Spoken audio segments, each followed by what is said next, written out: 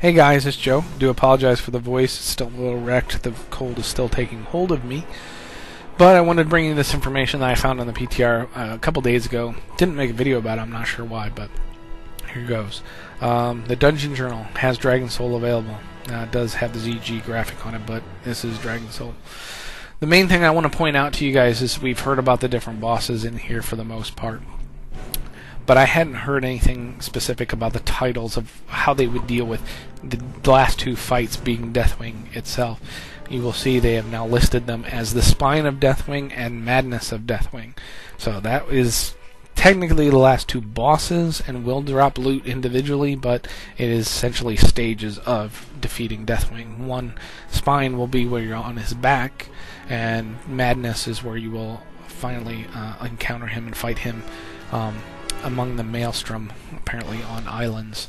So, but I didn't want to go through the rest of these bosses real quick for various reasons. I think you guys have heard a little bit about them, but if not, I'll go through them real quick. Morchok here is the most powerful elemental still under Deathwing's sway.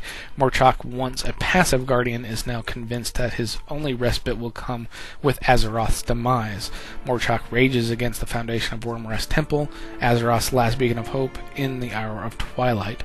So I will go ahead and you can pause this video if you want to read these abilities. I won't go through them all.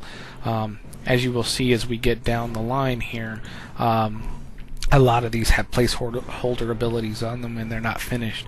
The other thing real quick, just so you know, there is no loot. Before anybody's like, why didn't you show that? There is no loot available. Warlord Ozz. Countless ages ago, Warlord Ozz and his soldiers waged endless war against the forces of Cthulhu and Yogg-Saron. Millennia have passed, but the Warlord still serves the chaotic might of the old god N'Zoth. Deathwing has now unleashed this legendary Faceless One to crush the defenders of Wormrest Temple. Now, this one has an interesting mechanic that I wanted to bring up, listed as important here, which I'm assuming this is something you actually absolutely have to do to take him down. Let's see. Warlord Ozz summons a void of shadows. This void will travel forward until it encounters a soul to absorb. The void then diffuses, causing shadow damage, split evenly between nearby units. The force of this diffusion causes the void to ricochet in the opposite direction, and the souls it absorbed increases the damage it deals.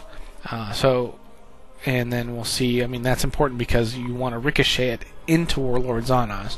If the Void of the Unmaking collides with Warlord Ozz, it will cause a distracting shock to him, increasing the damage he takes by 5% for every stack of Void Diffusion that the Void had on impact. So I'm assuming you guys want to stack at that point and get that Void Diffusion on it, as many souls get that Void Diffusion so it increases the damage that he takes. This collision enrages Warlord Ozz, causing him to awaken the mouth of Azeroth, but lose any stacks of focused anger he had acquired. So, again, I don't mean to zoom out. Again, though, yeah, you can go through those individual abilities if you want by pausing the video. So, Asajj, I'm assuming that's how that's said, is pronounced, I should say. Asajj the Unsleeping. Since the fall of the Bastion Twilight, Asajj the Unsleeping has eagerly assisted Deathwing, providing the Destroyer with the means to release more Faceless Ones from their prisons deep beneath the earth. Their numbers are endless, and their power is beyond reckoning. Asajj intends to reap a grim reward for his faithful service. Excuse me. Yeah. So there is some basic abilities in here. We do have one important one.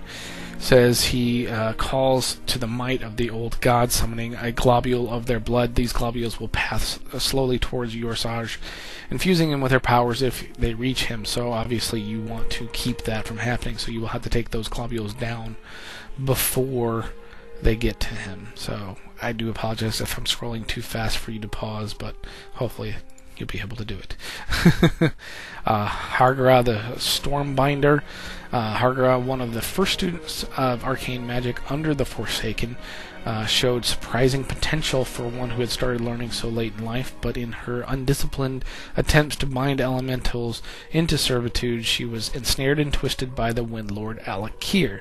Now, fiercely, loyal to the Twilight's hammer, Agora binds others to her elemental masters to torment. So, there you go. More abilities. Now you will see a PH next to ones that are placeholders. So far we haven't run into that, but I believe this next one we will. Which, I mean, they are not even showing a avatar for them, so I'm assuming that's part of it. I don't know why they don't, because they do have the full graphic right here. But you can see this is all placeholder abilities. Finkel Einhorn, which is from Chimerion's fight. So I'm not sure the rest of them, but I won't even go through them since they're placeholders. But the lore is more an abomination of dark energy than a dragon. Altraxion has spent his short life absorbing the essence of captured nether dragons. Altraxion is the only Twilight dragon Deathwing has praised, and his arrogance is overshadowed only by the crackling energies surging through his twisted form. Loyal to his master, Altraxion swears to bring about the fall of Wormrest Temple. So there's that one, and then War Master Blackhorn. Though once vast in number, only a few dozen Twilight dragons now remain.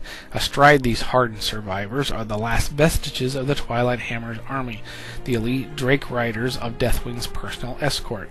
Led by the insidious War Master Blackhorn, they move with unholy purpose, driven to protect their Dark Master.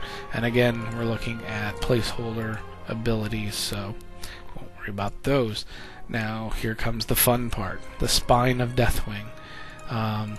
Looks like a lot of them have important abilities next to them. Ooh, that one's deadly.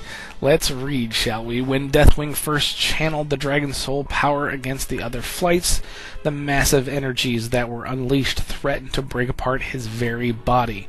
Rather than forgo his weapon, he had adamantium plates fused to his scales to hold his body together. Later reinforced with elemantium, these plates are now his weakness, the sole vulnerability to Deathwing's lethal presence. So we go on to Barrel Roll, which I still think is a very funny name. It is apropos for what he's actually doing, but given the whole Transformers let's do a barrel roll thing, or do a barrel roll thing, I find it very humorous. Throughout the encounter, Deathwing tries to throw players from his back when he senses they are standing on the same side of his spine. During the barrel roll, all players and other creatures not attached to his back are thrown off. So yeah, that'll one-shot you. No wonder it's shown as being deadly. Alright, Elementium reinforced plates. The glancing strikes from the Dragon Soul has destroyed one of the large armor plates on Deathwing's back and loosened another 3. All of these plates must be removed if Thrall is to have any chance to get a clear shot. So there again, we've got Thrall helping us out, which, you know, we knew, or at least I assumed he would, especially considering we had a little help in ICC. So I thought they might continue that tradition. Here's another important one. Hideous Amalgamation. These unstable creatures are a patchwork of elementium armor fragments and pieces of the former dragon's body held together by his molten blood. So it looks like we've got some ads coming out. Nuclear Blast is deadly, I'd say. The superheated nucleus of the amalgamation triggers a massive explosion. Fire damage to targets within 10 yards. This blast is powerful enough to pry up one of Deathwing's elementium plates if it's within range. So it looks like you could use that against him as well. That's interesting. So that is Spine of Deathwing, and here we go, Madness of Deathwing. Let's see. A warped mass of molten hatred and unfathomable power. This formless, mindless horror cannot be stopped. Whatever was left of Neltharion, the Earth Order, is long gone, his mind and soul corrupted and devoured by his old god masters. All this monstrous being desires his destruction, annihilation, and the end of all things. Sounds like a bad day. Alright, so Deathwing assaults his enemies as long as he is attached to the platform by his twisted limbs. So he's attached. Interesting. So, assault aspect. Deathwing begins to search for his next enemy to assault. Deathwing will assault the platform with the largest number of players present on it that one of his limbs is grasping onto. Cataclysm. Deathwing attempts to finish the job he started by bringing forth a second Cataclysm, inflicting fire damage to all enemies. Wow, that sounds nasty. Stage 2, 20% at 20% health. Deathwing falls forward onto the platform. And it looks like you just... whoa, check this out. Interesting here. The great aspects assist in the fight against Deathwing. What do you know? Each aspect will channel exposed weakness on their respective limb tentacle when Deathwing begins to cast Cataclysm, increasing the damage done by the tentacle by 200%. Additionally, each aspect will begin to channel concentration after its respective tentacle is destroyed, preventing them from assisting the players with their presence and their special powers. When Phase 2 begins, all of the aspects will resume assisting the champions. Well, that's pretty cool. I didn't know anything about that. So we're going to have Alexstrasza, Nozdormu, Ysera, Kalecgos, and of course Thrall assisting us in this fight, especially in the second stage here at 20%. That's pretty cool. Okay, guys, I'm sorry I didn't get to go through all the abilities and everything else. Hopefully we'll get some information on that elsewhere. I might post it if I can find it. The voice is really starting to go. But I wanted to get that to you because I found it very interesting as a raider, and I'm looking forward to seeing all that firsthand very soon. Hopefully the PTR in the next few weeks I'll be able to get that taken care of and brought to you firsthand as well. So, well, secondhand I guess, since it's through video. So, alright guys, thanks again, and take care of yourselves. Hopefully I'll see you soon.